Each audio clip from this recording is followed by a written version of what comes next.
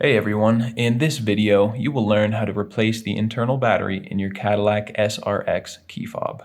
This is a really easy process to do. It'll just take under 5 minutes, and the only special thing you will need is one CR2032 battery. Now if you'd like to pick one of those up online, I will leave a link down in the description that'll take you over to Amazon where you can buy one of those for just a couple of bucks. So check that out if you are interested, and the only other thing you will need is a regular flathead screwdriver. The first step is to look down here where the key ring would attach, and you can see right along the seam in the plastic there's a little bit of an opening.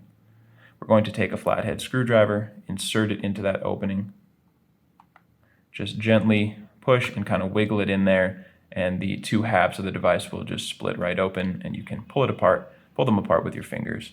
Now set the back piece of plastic down and come over here to the battery. You can just push it right out with your fingers. You can also use that flathead to help you get it all the way out there. Now that you got your battery out, go ahead and dispose of the dead battery and take a brand new CR2032 battery. Make sure the positive side, the one that has the plus sign and the text on it, is going face up. And we will just slide that into place till it sits all the way in that metal housing. And we're pretty much done. We just need to click the two halves of the device back together, and we are all set. I hope that was helpful for you, and if it was, you can let me know down in the comment section or give a like to this video.